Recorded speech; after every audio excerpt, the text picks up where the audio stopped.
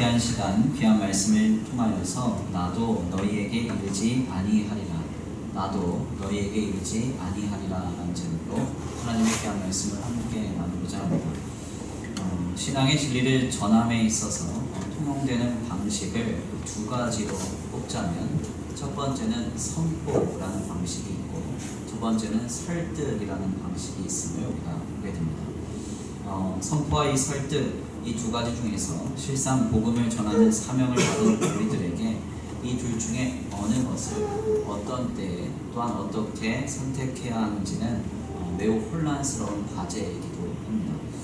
제가 어린 시절만 하더라도 진리를 전함에 있어서 모든 사역자들은, 또한 사명자들은 선포의 방식으로 하나님의 말씀과 진리 그리고 복음을 전파하였었습니다. 그래서 그때는 무조건 믿어라, 믿어라. 그래서 믿습니까? 아멘 이렇게 소리를 질러야 이제 은혜를 받고, 믿음에 대해서 명확하게 선포를 해야만 그것이 신앙인 것처럼 그렇게 통용됐었습니다. 그러나 과학과 지식, 기술이 고도로 발달된 오늘날의 사회 속에서는 이러한 방식이 오히려 반감을 사는 이유로 많이 나타납니다. 그래서 옛날에는 믿습니까? 이러면 무조건 믿는다고 해야 그게 은혜고, 그게 충분한 어떤 서로에 대한 또한 신앙의 자세였는데, 이제는 믿습니까? 하면 왜요? 이렇게 물어보고, 또 어떻게 믿어야 되는지 꼬치꼬치 따져듣는 사람들이 많아진 것이죠. 특별히 아무 생각 없이 그냥 아멘하는 사람들을 요즘에는 더더욱 나아가서 미련하게 여기는 그런 신앙의 정서가 있는 걸 생각해 볼 때 상당히 시대가 많이 변화되었다 이런 생각을 하게 됩니다. 실제로 젊은 세대들을 목회할 때는 믿어라 이렇게 하면 젊은 세대들한테 욕먹기가 딱 좋습니다. 그래서 어떻게든지 이해시키고 설득시키는 방식으로서 감당하는 목회가 더 많이 받아들여지고 신임을 얻는 것이 오늘날의 목회의 현장이라고 할 수 있습니다. 이는 실상 오늘날 우리의 신앙 공동체의 가치관이 상당히 많이 성숙되었다는 것을 반증하는 바이기도 합니다.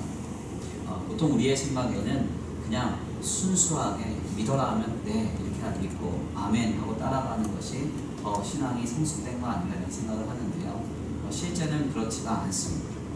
신앙에는 하나님이 주신 이성과 지식으로 분명하게 분별할 수 있어야 하고, 하나님의 뜻은 합당한 것인가 합당하지 않은 것인가에 대해서 신앙인들은 때에 따라 깊이 숙고하는 자세가 오히려 더 성숙된 신앙인의 모습인 것입니다. 사실 중세의 교회가 타락이 되었던 이유 중 하나가 바로 글로리아 데이, 그러니까 하나님의 영광이라는 이유로 아무 이유 없이 그리고 아무 생각 없이 다만 교회의 모든 지침과 법령 그리고 요청에 순복하라 했기 때문입니다. 여기에서부터 교회의 타락이 시작이 됐죠.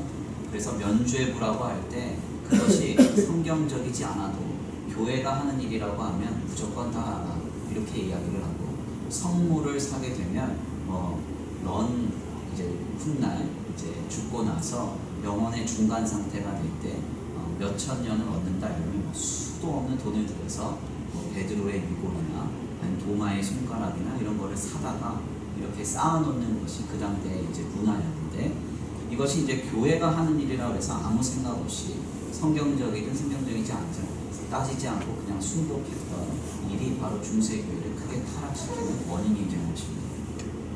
그래서 소위 하나님 중심 혹은 하나님을 위한다는 이유로 성도들을 매우 포괄적으로 착취하고 겁박하는 일이 중세교회에는 비일비재하게 일어났었습니다.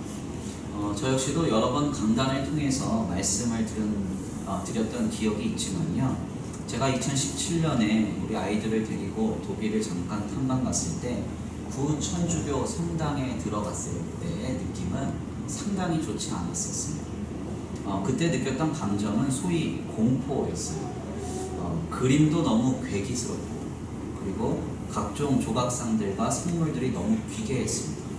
마치 우리나라의 큰 절에 들어가 보면 입구에 사천왕이 서 있잖아요. 눈알이 빠질 것 같이 눈이 엄청 큰 그런 어떤 우상이 서서 칼을 들고 막 이렇게 하고 있는데, 중세의 구 천주교 성당을 가보면 딱 그렇게 되어 있습니다. 그리고 얼마나 어두침침하고 기괴한 형상의 그림과 조각상들이 많은 지구, 매우 무서운 우상들이 서 있는 것과 같은 꽃 같은 그런 기분을 느꼈습니다. 물론 스테인 글라스나 각종 장식이 화려한 것은 사실이었죠. 중요한 점은 굉장히 어두컴컴했고 촛불 몇 개로 모든 불을 밝히고 있고 기괴하고 음침한 그런 분위기를 조장하는 것을 봤습니다. 그런데 이와 반면에 저희 아이들을 데리고 프로테스탄트 교회당에 들어갔을 때는 정말 아무것도 없고 너무 환했습니다. 밝았습니다. 왜 중세의 교회가 이렇게 많은 조형물들로 기괴하고도 또 침침하면서도 신비롭게 예배당을 꾸몄는가? 그 이유는 매우 간단합니다. 신자들에게 하나님 앞에 선 두려움을 예배당 입구에서부터 주기 위함이었습니다. 그래서 교회의 권징과 치리에 아무 생각 없이, 아무 이유 없이 순복하게 만들기 위한 의도적인 목적을 가지고 그렇게 지었던 것입니다. 이러한 두려움을 이용하여서 소위 면죄부나 선물들을 통해서 각종 비리와 부정을 저질렀던 현장이 바로 중세의 교회였습니다. 하나님은 이것을 합당하지 않게 여기시고 16세기경에 이르러서 종교개혁을 통해서 교회를 갱신시키십니다. 여기서 이 종교개혁의 핵심을 한 가지 꼽자면 바로 소위 하나님 중심이라는 중심추를 영과 생명 중심, 그러니까 주님이 생명을 내어주시기까지 사랑하신 사람을 귀히 여기는 가치로 교회를 이루어가기 시작하는 것입니다. 그러니까 교회는 교회 자체를 위해서 존재하는 것이 아니고 하나님이 예수 그리스도를 내어주신 죽기까지 사랑하신 영혼과 생명을 위해서 교회가 존재한다는 시각을 견지하게 되는 것이죠. 아멘입니다. 그래서 더 이상 개혁교회는 성도들을 겁박하거나 포갑하는 방식으로 성도 공동체를 이루어가지 않습니다. 아멘입니다. 그래서 목사님이 그거 안 하면 아주 집안에 큰 우환이 있을 것처럼 가르친다면 그건 아직 종교개혁이 일어나지 않은 교회. 아멘이 없으시네요. 아마 목사님이 11조 안 내면 집안 망할 것처럼 주일 성수 한 번 안 하면 다리 몽댕이 다 부러져서 깁스해서 이래올 것처럼 이런 어떤 공포 분위기를 조장한다. 물론 어떤 의미에 있어서는 신앙의 바른 교훈을 우리가 주창할 필요는 있습니다. 그러나 그 방식에 있어서 굉장히 포갑적이고 또한 겁박하는 방식으로서 교회의 모든 신앙이 전달된다면 이것은 사실 개혁교회라고 할 수가 없는 것이죠. 개혁교회는 천천히 교육하고 이해시키는 방식으로 교회를 이루어갑니다. 아멘입니다. 그래서 이때 수많은 종교개혁자들, 루터나 칼빈 등과 같은 종교개혁자들이나 웨스트민스터와 같은 교회 공의회가 요리문답서를 내놓은 이유가 바로 여기에 있습니다. 왜 대교리 문답을 통해서 성직자들, 그러니까 사명자들을 양육하고 왜 소교리 문답을 통해서 일반 평신도들, 성도들을 양육했는가?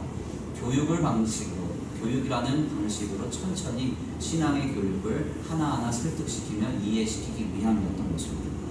더 나아가 루터와 같은 경우는 성경을 일반 평신도들에게 배급함으로써 강단에서 울려지는 메시지가 과연 성경적인가를 평신도들 스스로가 판단하게 만들었습니다. 그 전에 있었던 성경은 불가타 성경으로 라틴어 성경이거든요. 그래서 전체 인구 중에 라틴어를 읽을 수 있는 사람은 6%에 불과합니다. 그러니까 나머지 94%의 인구는 성경을 전혀 한 번도 보지 못하고 읽지도 못하고 평생을 신앙생활하는 거예요. 근데 이런 방식이 잘못되었다. 루터는 우리가 성경을 읽고 전해지는 메시지를 너희가 확인하라 라는 그런 의미에서 독일어 성경을 번역해서 일반 평신도들이 읽을 수 있도록 조처한 것입니다. 실상 이러한 방식은 하나님을 믿는 신자로 하여금 깨닫는 기쁨과 통감된 이해 속에서 신앙생활을 감당하게 합니다. 쫓기듯 신앙생활하거나 두려움과 강압적인 어떤 느낌을 받으면서 신앙생활하는 게 아니라 하나님이 주시는 깨닫는 기쁨과 아멘입니까? 통감된 이해 속에서 신앙생활을 바르고 건전하게 할 수 있도록 돕는 것입니다. 그런데 여기서의 문제는 이러한 방식이 너무나 극단적으로 치우친 나머지 신앙이 지나친 인본주의화의 기로에 서게 된다는 겁니다. 그래서 여기서 소위 이성주의, 합리주의를 표방한 19세기 말 20세기 초의 모더니즘이라고 하는 세계관이 표방되는 것이죠. 이해가 되지 않으면 믿지 않겠다라고 하는 모더니즘 신앙이 시작됩니다. 그래서 합리적이지 않으면 신앙을 가질 수 없다 이렇게 표명하기 시작한 거예요. 그래서 소위 대표적인 자유신학자인 베라우젠이나 루돌프 불트만과 같은 사람들은 자신들의 이해와 합리로 성경을 산산조각내 버렸습니다. 그래서 이것은 하나님이 우리에게 주신 말씀이 아니라 사람이 편집해 놓은 책에 불과하다 이렇게 주장하기 시작해요. 미국의 3대 대통령이기도 한 제퍼슨은 이신론, 그러니까 우리의 이성을 바탕으로 우리는 신앙생활을 해야 한다라고 주창하면서 이성적으로만 이해될 수 있는 바를 성경의 내용에서 뽑아내서 이것을 편집해서 소위 제퍼슨 성경이라는 것을 출간하기도 했습니다. 이 제퍼슨 성경에 보면 예수님이 십자가에 달려 돌아가시는데 돌아가시고 무덤에 장사되시고 무덤 입구에 돌이 막히면서 복음서가 끝납니다. 부활하시고 승천하신 내용은 없습니다. 왜요? 믿어지지 않는 건 다 빼겠답니다. 이적도 없고 기적도 없습니다. 예수님이 전하신 교훈과 가르침, 그리고 오직 그분이 사랑으로 자비를 베풀며 살다가 죽었다 이렇게만 전해져 있어요. 그래서 이런 극단적인 인본주의는 지금 서구권 사회에서 많은 사람들을 신앙에서 돌아서게 하는 일로 귀결됐습니다. 유럽 사회가 얼마나 심각한가 하냐면요, 예를 들어서 티벳에서 달라이 라마가 와서 설교를 한다 그러면 TV에 생중계가 됩니다. 그리고 적어도 3만 명 이상이 모여요. 조금 모였다가 3만 명, 많이 모였다면 10만 명이 들어옵니다. 달라이 라마가 설교를 한다 그럽니다. 그런데 아무리 유명한 목사님이 와서 설교를 해도 모이지 않습니다. 모이지 않습니다. 제가 아직도 기억에 남았던 현장이 뭐냐면, 제가 다녔던 학부신학교는 우리나라 신학교 중에서 제일 조그마한 신학교입니다. 그리고 제가 다녔을 때는 채플시에도 공사하기 전이라서 2층 이제 강당에서 예배 드렸었거든요. 근데 정말 이제 그때 150명 정도 학생들이 모였는데 독일에서 어떤 목사님이 오셔서 설교를 하는데요. 설교를 하다가 울컥하시는 거예요. 왜 울컥하는지 들어봤더니, 아니 어떻게 이렇게 젊은이들이 150명, 200명 모일 수가 있네요. 자기는 지금 3,000석 그 교회에서 목회하고 있는데 많이 왔을 때 40명. 그러면서 막 한탄하시면서 어떻게 이렇게 젊은이들이 많이 예배할 수 있냐. 그러면서 설교하시더라고요. 아직도 기억에 남습니다. 왜 이런 일이 벌어졌느냐? 인본주의로 극단적으로 치우친 이 서구의 신앙이 결국은 하나님을 잃어버리고 부인하는 결과로 귀결된 것입니다. 분명한 것은 교회를 통하여 이루어가는 신앙에 있어서 하나님이 목숨과 같이 사랑하신 한 영혼, 한 생명을 귀하게 여기고 그에 대하여 진중한 자세로 다가가 신앙을 그리고 진리를 교훈하며 권면하는 일은 굉장히 중요합니다.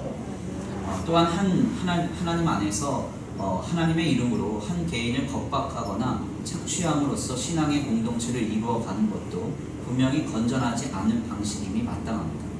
그러나 여기서 중요한 한 가지는요, 하나님에 대한 진리에 대한 선포는 반드시 있어야 한다는 것입니다. 아멘입니다. 우리의 교회 역시도 주님이 허락하신 한 영혼, 한 생명을 귀히 여기며 그를 충분히 설득시키고 이해시켜 가면서 거룩한 신자로 세워가는 것은 건전합니다. 그러나 우리가 하나님 안에서 하나님 그 자체에 대한 부분, 진리 그 자체에 대한 부분에 있어서는 분명한 선포하는 자세가 필요하다는 것입니다. 주님이 이미 허락하신 신앙의 진리와 교훈의 영역의 것을 전달함의 방식에 있어서 이해를 시키고 설득을 시키는 것은 중요하지만 진리이신 하나님 자체, 그분의 존재나 역사나 사역에까지 이러한 부분이 확장되어 타협되어서는 안 된다는 거예요. 한번 예를 들어보면요, 예수 그리스도께서 우리를 위하여 십자가를 지시고 우리를 사랑하신다는 사실에 대하여서 우리는 누군가에게 진중히 다가가 그를 설득시키고 이해시키는 방식으로 그에게 복음을 전할 수는 있습니다. 그러나 예수님이 왜 그리스도이신가에 대해서 우리가 설득하거나 이해시킬 수 있지는 않습니다. 아멘입니다. 하나님께서 예수 그리스도를 통하여서 우리에게 교훈하신 여러 신앙의 진리와 가르침에 대해서는 우리가 충분히 낮은 자세로 섬기며 그를 아름답게 교육할 수 있습니다. 그러나 왜 하나님이 고대 유대인들이 섬기던 하나님이 우리의 하나님 되시느냐에 대해서는 우리는 선포할 수밖에 없습니다. 성경이 그렇게 말하고 있고 오직 예수 그리스도 한 분을 통해서만 구원을 베푸신다고 성경이 약속하고 있기 때문에 여기에서는 설득시킬 것도 이해시킬 것도 없는 것입니다. 이는 다만 선포하고 또한 듣는 자는 믿어야 하는 영역의 것입니다. 그러나 그 예수님을 그리고 그 하나님을 어떻게 믿고 섬겨야 하는지에 관해서는 충분히 이해시키고 천천히 설득시키는 방식으로 신앙을 얼마든지 교육할 수 있는 것입니다. 이 두 가지의 기준을 우리는 잊어서는 안 됩니다. 그래서 성도는 선포할 때에는 분명하게 선포해야 하고 아멘입니다. 설득해야 할 때는 분명하게 또한 설득해야 하고 이 두 가지를 명확한 기준을 가지고 나아가서 우리가 아름답게 신앙의 삶의 자리를 감당해야 한다는 거예요. 오늘 본문의 말씀은 바로 이러한 관점에서 우리에게 깨달음을 줍니다. 유대 종교 지도자들에게 질문을 받으시는 내용에 대해서 오늘 본문은 우리에게 전하고 있는데요. 유대 종교 지도자들에게 질문을 받으시는 예수님의 모습은 특별히 우리에게 전해지면서 예수님은 유대 종교 지도자들에게 내 권위가 어디서 오느냐라는 질문을 받습니다. 이 질문에 대해 주님은 세례 요한의 권위가 어디서 왔느냐를 되물으시면서 이것을 대답하지 못하는 유대 종교 지도자들에게 자신의 권위가 또한 어디서 왔는지 말하지 않겠다는 선언을 하십니다. 특별히 본문에 대해서 어느 혹자는 예수님이 유대인들이 대답하지 못하는 질문으로 혀를 찌르심으로써 유대 종교 지도자들의 입을 막으셨다 이렇게 해석합니다. 그러나 이 해석은 합당치가 않습니다. 왜냐하면 주님이 유대 종교 지도자들의 질문에 답을 못하실 이유가 전혀 없기 때문에 그렇습니다. 또한 주님이 이 질문으로 유대 종교 지도자들이 근심하며 답을 찾지 못할 것임을 먼저 알고 계셨다는 것을 염두에 볼 때 주님은 특별한 질문을 되물으심으로써 유대 종교 지도자들이 더 이상 자신을 추궁하지 못하게 했다는 해석은 너무나 가벼운 적용임을 우리가 확인할 수 있습니다. 그렇다면 왜 주님은 유대 종교 지도자들이 대답하지 못할 세례 요한의 권위에 대해서 물으심으로써 자신의 권위의 출처를 밝히지 않으셨던 것일까요?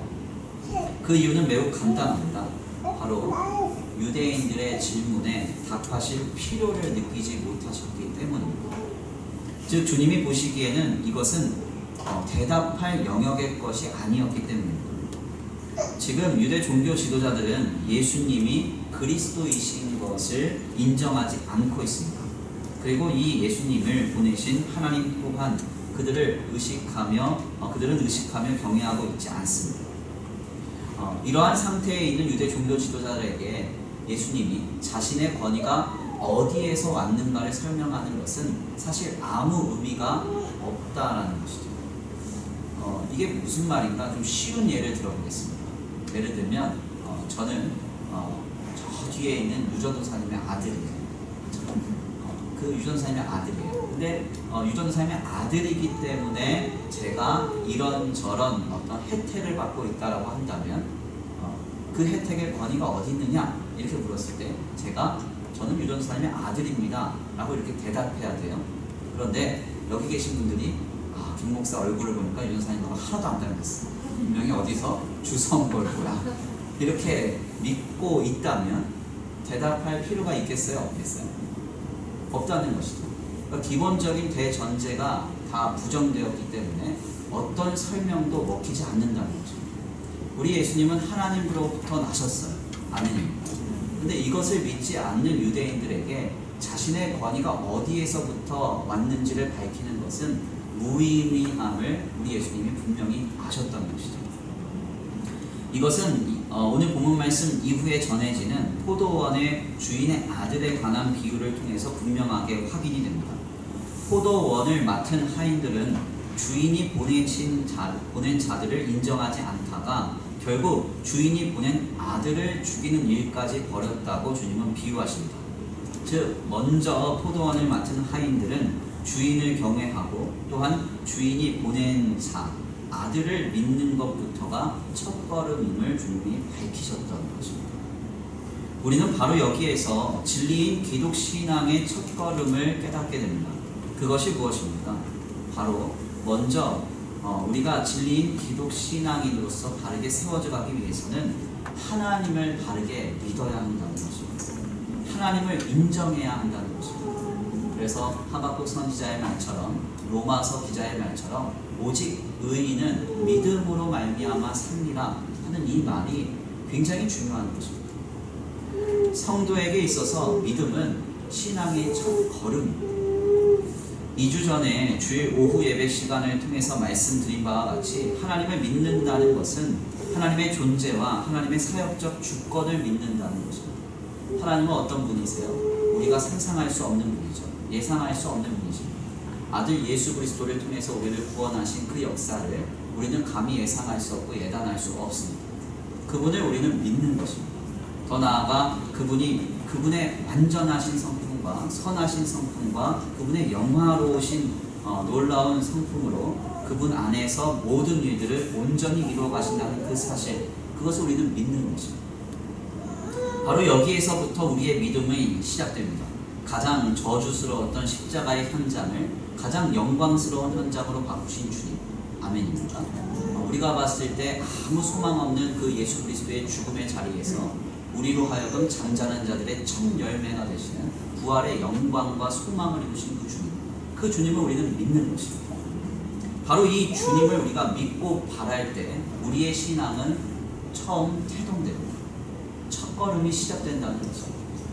주님을 믿지 않는데 어떤 지식과 이성적 합리나 어떤 교육도 사실은 아무 의미가 없다. 주님을 믿고 나서부터 신앙생활은 시작이 되는 것입니다. 유대 종교 지도자들은 당시에 예수님을 절대로 인정할 수가 없었습니다. 예수님 당시에 유대 사회는요, 철저히 신분제 사회였는데요. 이 신분제는 특별히 혈연으로만 전파됩니다. 그래서 대제사장의 아들은 대제사장이 됩니다. 그리고 바리새인의 아들은 바리새인이 됩니다. 상인의 아들은 상인이 됩니다. 목수의 아들은 목수가 되는 것입니다.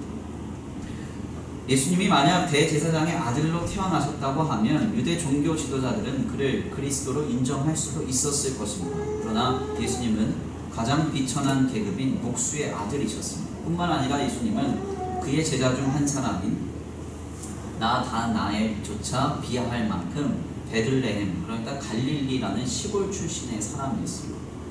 결국 외적으로는 예수님을 하나님의 아들로 그리고 메시아로 인정할 만한 요소가 그 어떤 것도 전혀 보이지 않았던 것입니다.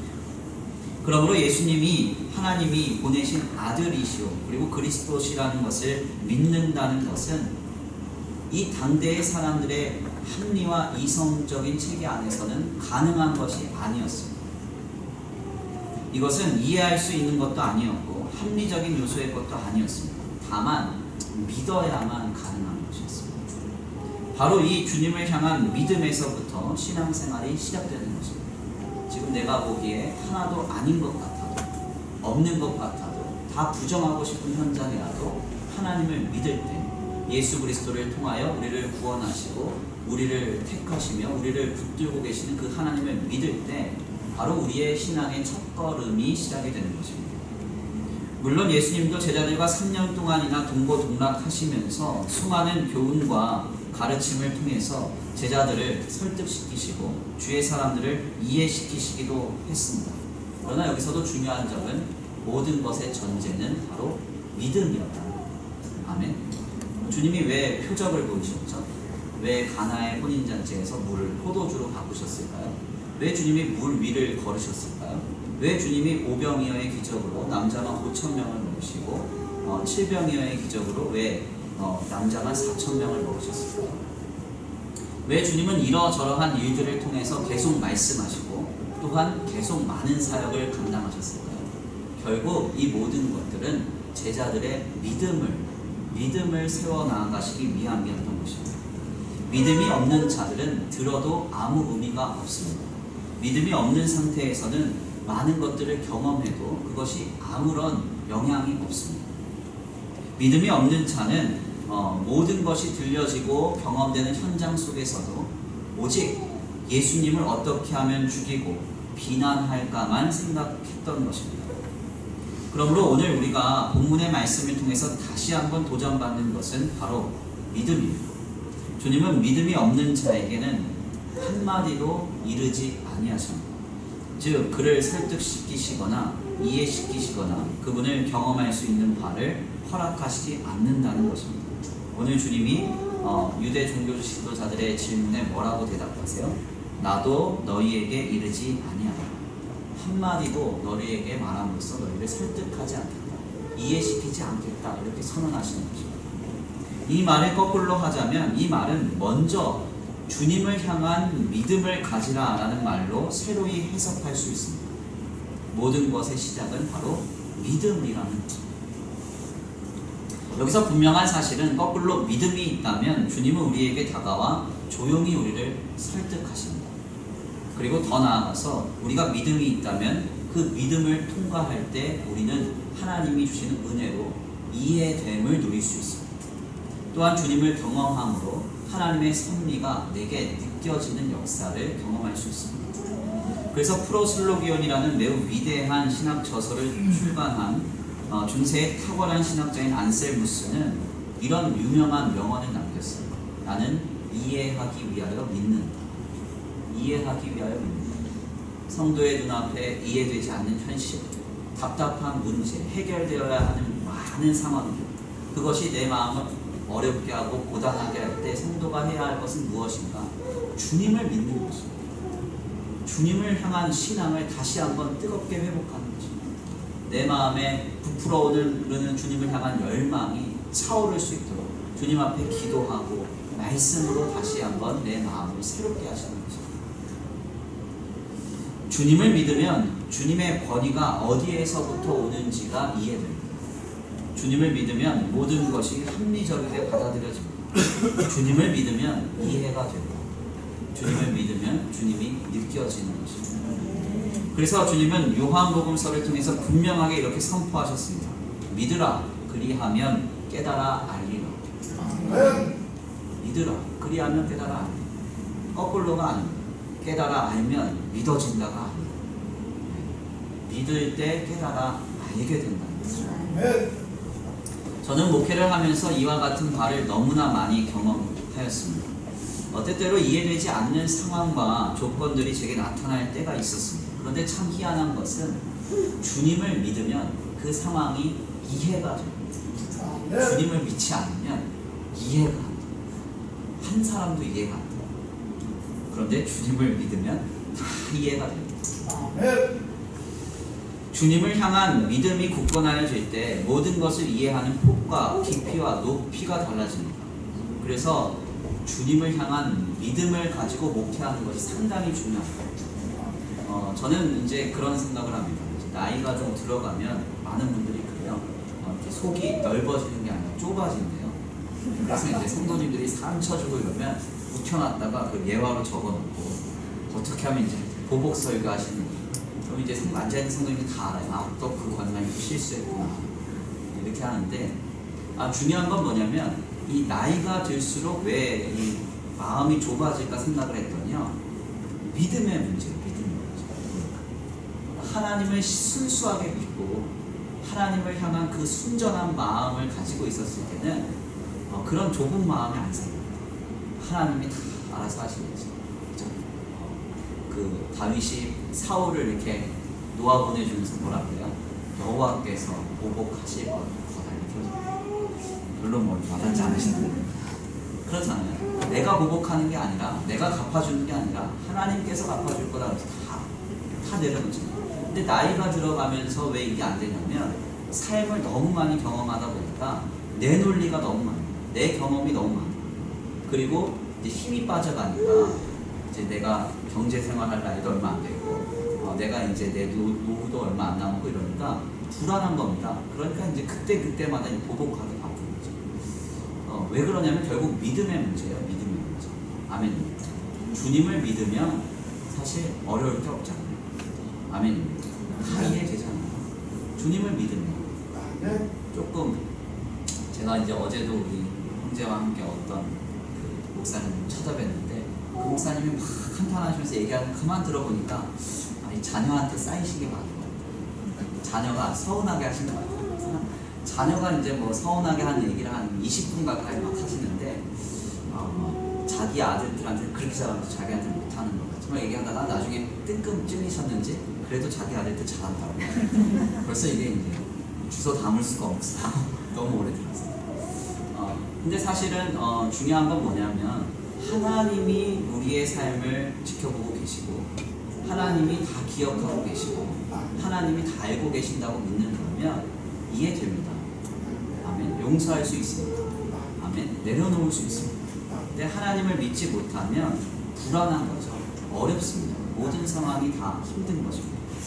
그래서 주님이 말씀하신 말씀이 맞아요. 믿으면 깨달아 알게 되고 믿게 되면 하나님 안에서 우리의 믿음의 깊이와 넓이와 그 높이 속에서 모든 것을 포용할 수가 있는 것입니다. 더 나아가서 믿음으로 우리의 삶을 감당할 때 주님은 모든 이해되지 않는 상황 속에서 합력하여 선을 이루시는 역사를 이루어냅니다. 이것은 뭐 저 역시도 마찬가지였어요. 이해되지 않는 상황 속에서 목회를 감당할 때 주님은 그 모든 이해되지 않는 상황 속에서 하나님의 역사를 이루셨습니다. 만나고 싶은 사람들이 있잖아요. 그리고 안 만나고 싶은 사람들이 있잖아요. 목회를 하다 보면 이제 그런 사람들 다 같이 만나야 되거든요. 근데 안 만나고 싶은 사람도 만나고 싶은 사람도 하나님의 섭리 속에서 하나님이 자연스럽게 다 만남을 이루어가시고 결국 그 속에서 하나님의 역사를 이루시는 것을 봅니다. 한번 제가 생각을 해봤습니다. 제 어린 시절에 제가 경험한 저희 교회는 매우 보수적이고 폐쇄적인 교회였어요. 그래서 교회 바깥에서 어떤 만남을 갖거나 사회적 관계를 열심히 참여하는 것을 그다지 건전하게 이제 보지 않는 그런 정서의 이제 교회였거든요. 그러다 보니까 제가 20살 때부터 교육 전도사 사역을 했으니까요. 그때부터 저는 교회와 학교만 보고 가는 그런 사람이었어요. 그렇다면 어떻게 제가 오늘날까지 많은 분들과 사회적 관계를 가질 수 있었을까? 생각해보면 이해가 잘 되지 않습니다. 저는 진짜 교회에만 있었거든요. 교회. 한 번도 교회 공동체를 떠나본 적이 없어요. 그리고 뭐 바깥에서 뭐 동아리 활동을 했다든지 동호회 활동을 했다든지 이런 적도 한 번도 없어요. 하물며 저 이제 고등학교 때 친구들도 고등학교 졸업 이후에 한 번도 만난 적이 없어요. 그런데 희한하게 지금 보면 제 주변에 사람들이 좀 많습니다. 저희 교단과 상관없고 교회와 상관없는 사람들이 좀 많아요. 어떻게 이게 가능한가 봤더니 그냥 그때마다 하나님이 제 삶을 막 꼬아놓으셨거든요. 이해가 안 되게. 근데 꼬아놨는데 나중에 보니까 그것이 이제 퍼즐 맞추듯이 하나님이 이 사람을 이래서 만나게 하셨구나, 저래서 만나겠구나, 이렇게 알게 하시는 거죠. 중요한 점은 무엇인가 하냐면 그래서 우리의 신앙생활은 지금 내가 이해됐을 때 발걸음을 내딛는 게 아니에요. 아멘입니다. 내 합리를 바탕으로 우리의 신앙생활을 감당하는 것이 아니에요. 내가 이 정도 하면 하나님이 이 정도 역사하시겠지. 이런 어떤 계산적인 논리가 작용되는 것도 아니에요. 오직 믿음으로 감당하는 것입니다. 아멘입니다. 믿음으로 이 길을 갈 때 하나님은 결국 우리를 이해시키시고 설득시키신다는 것입니다. 중요한 점은 예수 그리스도께서 유대 종교 지도자들에게는 그리스도의 모습으로 비춰질 만한 것이 손톱만큼도 없었지만 주님을 진정 주님으로 믿고 바랐던 사람들에게는 참 하나님의 아들이시고 그리스도로 고백되었다는 것입니다. 이 두 종류의 사람들은 다른 시대에 다른 공간에 있었던 사람들이 아닙니다. 같은 공간에 같은 시대에 있었던 사람들. 그런데 한편에서는 주는 그리스도시요 살아계신 하나님의 아들입니다 고백을 하고, 한편에서는 저희는 어떻게 하면 죽일 수 있을까? 저 사람은 어떻게 하면 내가 무너뜨릴 수 있을까? 이렇게 가볍게 취급하는 아주 그런 낮은 취급을 받는 하찮은 사람으로 취급됐다는 거예요. 이 두 사람이 같은 공간, 같은 장소에 있었어요. 분명한 사실은 하나님이 전자의 사람들을 통해서 하나님의 나라를 이루시고 완성하셨다는 것. 주님을 향한 절대적인 믿음을 가질 때 하나님은 그의 인생을 들어 사용하십니다. 저는 오늘 귀한 말씀을 정리하면서 오늘 이 자리에서 주님을 향한 믿음이 회복되기를 간절히 축원합니다. 우리의 삶에 이해되지 않고 또한 합리적으로 생각할 때 판단되지 않는 많은 요소들 속에서 하나님은 살아계심으로 일하고 계십니다. 우리가 그 주님을 믿고 바랄 때 하나님께서는 우리의 삶을 아름답게 세워가실 줄 믿습니다. 주님을 향한 절대적인 믿음을 가지고 오늘도 승리할 수 있는 저와 우리 성도들 모두가 되시기를 간절히 축원합니다. 귀한 말씀의 결론을 맺겠습니다. 오늘 본문 말씀에서 유대 종교 지도자들은 주님께 다가와서 주님의 권위를 묻습니다. 주님은 이 권위가 어디서 왔는지 충분히 설명하고 그들을 이해시킬 수 있었음에도 불구하고 그들에게 한마디도 하시지 않았습니다. 오히려 세례 요한의 권위에 대한 질문으로 그들의 입을 막으셨습니다. 왜 이렇게 하셨습니까? 예수님을 향한 믿음 없이는 어떤 교훈도 어떤 이해도 아무 의미가 없기 때문입니다. 우리의 신앙생활의 모든 요소가 다 그러합니다. 하나님을 향한 진정한 믿음 없이는 어떤 신앙의 교훈도 어떤 경험도 다 의미가 없습니다. 아멘입니다. 주님을 향한 분명한 믿음을 가지고 예수 그리스도를 통하여 우리를 구원하신 하나님을 향한 확실한 굳건한 믿음을 가지고 있을 때에야 하나님이 우리에게 주시는 모든 말씀과 교훈과 또 하나님 안에서 어떤 감동들이 다 의미가 있게 되는 것입니다. 주님을 향한 절대적인 믿음을 회복할 수 있는 저와 우리 성도들 모두가 되시기를 간절히 축원합니다. 믿음으로 굳게 들어 쓰임받는 저와 우리 성도들 모두가 되시기를 간절히 축원합니다. 우리 이 시간 함께 다 같이 기도 올려드립니다. 먼저 찬양으로 결단하시겠는데요. 복음성과 내일 일은 남몰라요 찬송하겠습니다. 복음성과 내일 일은 남몰라요 찬양의 가사를 생각하시면서 주님 그렇습니다.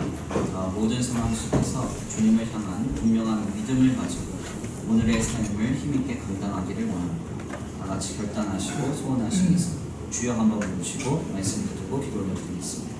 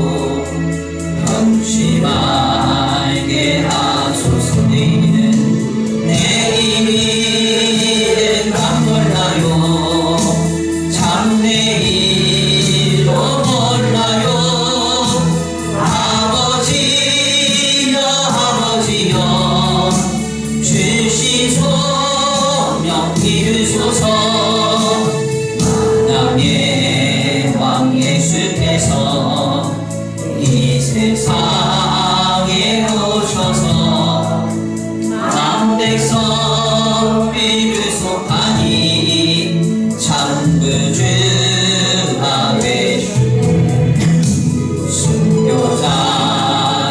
보내봐라. 나의 믿음 지키고 순교나의 신앙 따라 이 복음을 전하세. 물과 같은 성령이여 내 맘에 항상 계셔. 천국 가는 그날까지 주여 지켜주. 주님의 주님에게 주님에게 주님 주님 하신 그에게 힘이 들고 어려워도 찬송하며 남긴 성령이여 성령이여 그 음성을 항상 들려주소서. 내 마음은 정했어요. 변치 않게 하소서. 내일은 난 몰라요. 장래일도 몰라요. 아버지여 아버지여 주신 마지막으로 고백합니다. 좁은 이 진리의 길, 좁은 이 진리의 길, 주님만 신비의 힘이 들고 어려워도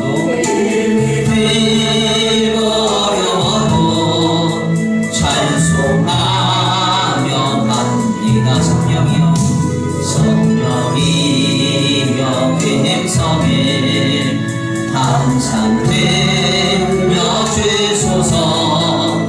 내 마음은 정했어요. 변치 않게 하소서. 내일은 난 몰라요. 장래일도 몰라요. 아버지여 아버지여 주신 소명 이으소서. 주여 한번 부르시고 성을 부르드립니다. 주여. 사랑과 은혜가 많으신 하나님 감사합니다. 오늘 귀한 자리에 주님 앞에 나와 주의 귀한 말씀을 사모하게 하시니 감사합니다. 하나님께서 우리를 향하여 가장 먼저 요청하시는 한 가지, 주님을 향한 믿음, 아버지 그 믿음이 회복되기를 원합니다. 아버지 내가 보기에 하나님 주시는 응답이 일어나고 하나님 주신 역사가 일어나고 아버지 하나님 보내주신 그리스도가 일어나라 라는 아버지 그러한 아버지 전제와 조건으로 하나님의 역사와 하나님의 은혜를 제안하고 아버지 주여 아버지 그렇게 회복하는 위한 주님 들어주시옵시고 하나님 주님의 안에서 아버지 주님이 주신 그 역사를 예단하지 아니하고 제안하지 아니하고 오직 주님 앞에 겸손히 머리 숙여 아버지 더욱더 기도하며 주님만을 의지하며 신뢰하며 나아갈 수 있도록 주님 역사해 주시옵소서. 오늘 귀한 말씀을 통하여 아버지 주님을 향한 믿음을 도전하시는 주의 음성을 듣게 하시고 아버지 예수가 그리스도이심을 믿지 아니하면 아무것도 이해되지 않고 아무것도 의미가 없는 것임을 아버지 분명히 깨달아 알게 하시고 우리의 하나님 되신 아버지 주님 한 분만을 온전히 믿고 바라며 그분만을 신앙함으로 오늘 우리의 삶을 아름답게 힘있게 살아낼 수 있도록 주님 붙들어 역사하여 주옵소서. 내 눈에 보이지 않고 내 귀에 들리지 않고 내 손에 잡히지 않는다 할지라도 아버지 겸손히 주님 앞에 머리 숙일 수 있게 되기를 원합니다. 하나님 주님 앞에 겸손히 머리 숙이고 하나님 앞에 더욱더 아버지 주여 경비하여 낮추고 주님만을 온전히 신앙하며 나아가게 하시고 아버지 주님만을 온전히 붙들고 나아갈 때 주님 주시는 믿음으로 말미암아 우리의 삶에 임하여 하나님의 나라가 이루어지고 하나님의 역사가 나타나는 그 놀라운 역사가 있게되도록 주님 붙들어 주시옵소서. 아버지 오늘 귀한 말씀을 통하여 아버지 주님 안에서 우리의 믿음이 아버지 어디로 향하여 전파하고 있는지 다시 한번 돌아보기를 원합니다. 하나님 하시는 일을 우리는 어떻게 바라보고 있는지 다시 한번 돌아보기를 원합니다.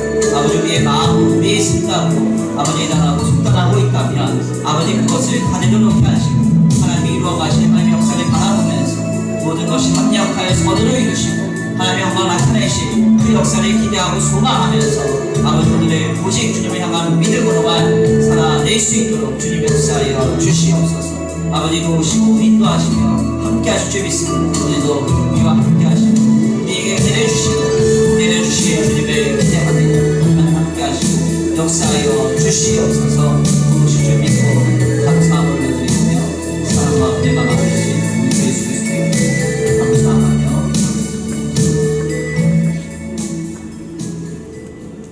우리 이 시간 함께 다 같이 다시 한번 기도하기 원합니다.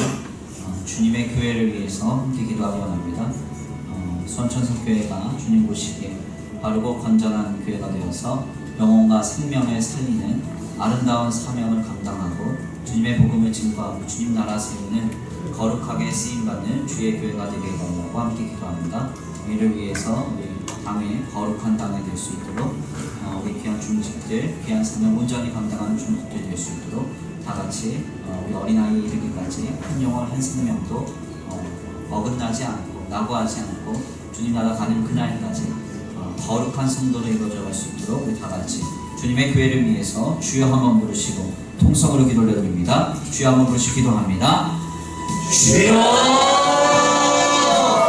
사랑과 은혜가 많으신 하나님 감사합니다. 오늘 귀한 날도 공부하여 주셔서 주님 앞에 나와 주님 머리 숙게 하시면 감사합니다. 하나님 주님의 교회를 위하여 기도합니다. 하나님 앞에 주님 머리 숙이고 더욱더 기도하며 말씀으로 깨어있어 하나님 앞에 아버지 거룩한 사명 온전히 감당하는 주님의 교회가 되게 하여 주옵소서. 하나님 아버지 한 영혼과 생명을 바르게도 인도하고 하나님 나라를 위해서 아버지 아름답게 쓰임받는 주님의 교회가 되게 하여 주시옵시되 아버지 물질해지지 않게 하시고 사람에게 허망하지 않게 하시고 세상에 물들어가지 않는 교회가 되게 하여 주옵소서. 물질적인 가치와 세속의 가치를 이기며 하나님 나라의 가치로 거룩하게 주님의 교회를 아버지 이끌어가는 주님의 역사가 가득한 주님의 공동체가 될 수 있도록 주님 역사하여 주시옵소서. 오늘 아버지 주님께서 이뤄가신 이 교회를 통하여 아버지 크게 일하실 줄 믿습니다. 하나님 오직 예수 그리스도의 복음이 증거되기 원하는 하나님의 나라가 아버지 이 교회를 통하여 아버지 결정하기를 원합니다. 하나님 사실은 미리 보여지고 들려지며 경험되는 주님의 교회가 되게 하여 주시옵소서. 아버지 도우시고 인도하실 줄 믿습니다. 하나님 함께 하시고 역사하여 주옵소서. 그리 아버지 이를 위해서 쓰임받는 방해 위에 하나님 은혜를 내려 주시옵시고 아버지 말씀과 기도로 거룩하게 되는 거룩한 단계가 될 수 있도록 주님 역사하여 주옵소서. 하나님 주님의 큰 일을 감당하며 하나님 안에서 교회의 많은 행정과 지배를 감당할 때 주님을 경외하고 하나님 안에서 아버지 주여 영과 생명을 귀히 여기는 마음으로 아름답게 세워져가는 거룩한 단계가 되도록 주님 역사하여 주옵소서. 아버지 주님들에게 하여 기도합니다. 하나님의 사명받나 주님의 교회를 아름답게 이루어갈 때 은혜를 주시고 능력을 주시고 힘을 주셔서 아버지 주님의 귀한 아버지 교회를 아름답게 세워가는데 부족함 없는 거룩한 귀한 주님들 되도록 주님 역사하여 주옵소서. 어린아이부터 어른에 이르기까지 장정에 이르기까지 한 사람도 빠짐없이 낙오하지 않고 아버지 주님 실망하지 않고 오직 주님 앞에 아버지 겸손히 이루어져가는 주님의 아름다운 아버지 거룩한 성도들로 세워져 가게 하여 주시옵소서. 아버지 함께 하시고 인도하시며 역사하실 줄 믿습니다. 하나님 필요에 기도합니다. 간구하며 소원합니다. 하나님 주님의 은혜 가운데 이 시간 기도하며 간구하옵나니 아버지 주님 안에서 아버지 주여 귀한 교회가 하나님의 나라를 위해서만 쓰임받는 주님 되시는 귀한 교회가 될 수 있도록 하나님 역사하여 주시옵소서. 도우시고 인도하시며 함께 하실 줄 믿고 감사함을 올려드리고 사랑과 은혜가 많으신 주 예수 그리스도의 이름으로 감사합니다. 우리 이 시간 함께 다시 한번 기도합니다. 이 시간 기도할 제목은 나라와 민족을 위해서 기도하겠습니다. 특별히 경제적으로 어려운 상황 가운데 있는 나라와 민족을 위해서 사회적으로 혼란스러운 상황 가운데 있는 나라와 민족을 위해서 더 나아가서 또한 이 나라와 민족에 세워진 교회들이 어지러워지는 현장 속에서 영적인 그 세계를 위해서 다 같이 주여 한번 부르시고 통성으로 나라와 민족을 위하여 기도 올려드립니다. 주여 한번 부르시고 기도합니다. 주여! 사랑과 은혜가 많으신 하나님 감사합니다. 하나님 주님의 교회가 아버지 주여 아버지 이 땅에 세워졌습니다. 하나님 복을 주시고 아버지 그 말미암아 하나님 안에서 거룩한 나라와 민족이 하나님 이 땅에 어렵고 주님 앞에 겸손히 머리 숙여 아버지 주의 사람들이 주님 앞에 아버지 구하며 아버지 주님을 불자리에 섰습니다. 하나님 너의 용서에 불쌍히만 여겨주시고 긍휼히만 여겨주셔서 하나님 원하옵기는 아버지 이 땅의 모든 혼란과 위기와 고단한 상황들이 다 물러갈 수 있도록 역사해 주옵소서. 하나님 특별히 경제적인 위기와 어려움 가운데 아버지 고통받는 영과 생명이 있다면 하나님 불쌍히만 여겨주시옵소서. 긍휼히만 여겨주셔서 하나님 모든 경제적인 어려움과 사회적인 위기가 하나님 물러가기를 원합니다. 하나님 아버지 이 땅에 다시 한번 소망을 주시고 힘을 주시고 은혜를 주옵소서. 아버지 악하고 폐역한 머리들이 끊어지게 하시고 아버지 혼란을 가중시키고 아버지 정의를 아버지 세워가지 못하도록 막는 아버지 모든 아버지 문화와 아버지 모든 세대들이 다 끊어지게 하셔서 하나님 앞에 다시 한번 공의와 정의와 질서 아버지 이 땅이 아름답게 세워져 하나님께 영광을 드릴 수 있도록 주님 역사하여 주시옵소서. 하나님 별로 일하시고 역사하시고 함께 하실 주님을 기대합니다. 하나님 놀랍던 일하시고 역사해 주셔서 모든 악한 것들이 다 떠나가고 물러가고 하나님 앞에 아버지 다시 한번 아버지 소망을 얻어 이 땅이 세임을 얻는 역사가 있게 주옵소서. 아버지 특별히 기도하며 간구하며 소원합니다. 하나님 아버지 이 땅에 사회적인 위기가 있습니다. 하나님 가정이 깨어지고 권위가 깨어지며 아버지 모든 아버지 교육의 현장이 무너지는 아버지 이러한 현실 속에서 아버지 이 땅의 미래가 어둡습니다. 하나님 아버지 긍휼히 여겨주시고 불쌍히만 여겨주셔서 다시 한번 소망을 주사 다시 한번 위로해 주사 다시 한번 힘을 주사 아버지 이 땅에 주님 앞에 다시 한번 일어나 하나님 앞에 올려드릴 수 있도록 주님 역사하여 주시옵소서. 아버지 이 시간 기도하며 간구하며 또한 소원합니다. 악하고 배역한 세대의 문화가 아버지 이 땅을 뒤덮지 않도록 주님 들어주옵시고 모든 우상 숭배를 끊어지게 하시고 아버지 주여 아버지 세속화의 아버지 부귀물들이 아버지 가정과 또한 교회 위에 물들어가지 않도록 주님은 들어주옵소서. 하나님 아버지 하나님을 마늘이 여기며 주의 복음을 가물이 여기는 모든 문화가 끊어지기를 원합니다. 하나님 아버지 악하고 폐역하며 혼란한 세대가 끊어지기를 원합니다. 하나님 앞에 다시 한번 굳건히 서서 하나님께 영광 올려드리고 아버지 거룩하게 이루어져가는 주님의 귀한 공동체가 될 수 있도록 주님 역사하여 주시옵소서. 하나님 역사하시고 인도하시고 함께 하실 줄 믿습니다. 은혜 위에 은혜를 더하시고 성령의 충만함과 은혜의 충만함으로 주님 붙들어 역사하여 주시옵소서. 다시 한번 이 땅 새롭게 하시고 아버지 이 땅을 고쳐주실 줄 믿습니다. 다시 한번 소망을 주사 일으켜 세워주신 주님을 기대합니다. 하나님 역사하시고 인도하여 주옵소서. 아버지 회개하고 결단한 우리 성도의 기도를 몇번 삼아 아버지 이 땅의 성령의 바람과 회개의 바람과 아버지 주시는 놀라운 은혜의 새로운 힘으로 주시옵소서. 다시 한번 이 땅의 소망으로 세임을 얻어야 하나님께 영광 올려드릴 수 있도록 주님 역사하여 주시옵소서. 도우시고 인도하시고 함께 하실 줄 믿고 감사합니다. 드리옵니다. 사랑과 은혜가 많으신 우리 주 예수 그리스도 이름으로 감사하며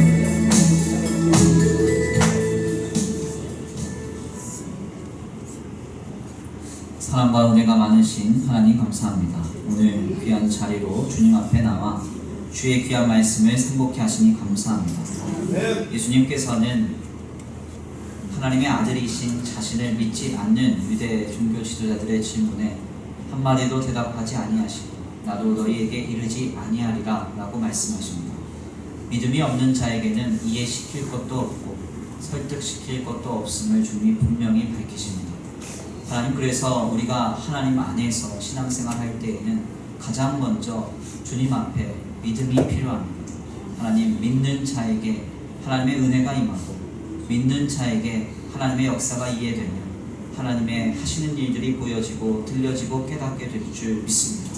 하나님 우리에게 믿음을 주옵소서. 아버지 주님을 향한 절대적인 믿음을 주옵소서. 우리의 눈으로 보여지지 않고 귀에 들려지지 않고 손으로 잡혀지지 않는 상황과 조건과 현장이라 할지라도 아버지 가장 인류의 저주스러운 그 자리에서 가장 영광스러운 아버지 십자가의 구원을 완성하신 주님을 바라보면서 가장 저주스러웠고 아무런 소망 없는 그 죽음의 자리에서 잠자는 자들의 첫 열매가 되신 부활의 영광을 이루신 주님을 바라보면서 아버지 오늘을 믿음으로 살아가게 할 수 있게 되도록 주님 역사하여 주시옵소서. 오늘 우리를 믿음으로 세워가실 주님을 기대합니다. 하나님 믿는 자에게 이해되는 역사를 허락하시고 믿는 자에게 경험되는 역사를 허락하시고 믿는 자가 들어 쓰임받는 역사가 있게 하여 주시옵소서.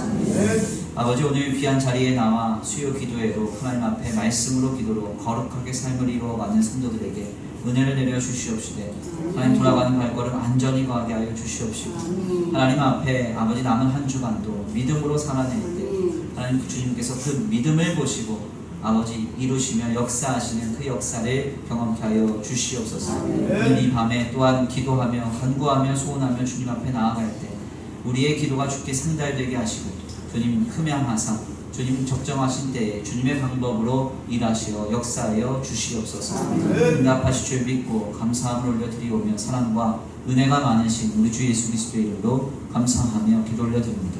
아멘. 주님 가르치신 기도로 귀한 수요 기도회를 마칩니다. 하늘에 계신 우리 아버지여, 이름이 거룩히 여김을 받으시오. 나라의 임하옵시며 뜻이 하늘에서 이루어진 것 같이 땅에서도 이루어지리라. 오늘날 우리에게 구할 양식을 주옵시고 우리가 우리에게 죄 지은 자를 사하여 준 것 같이 우리의 죄를 사하여 주옵시고 우리를 시험에 들게 하지 말게 하옵시며 다만 악에서 구하옵소서. 나라와 권세와 영광이 아버지께 영원히 있사옵나이다. 아멘.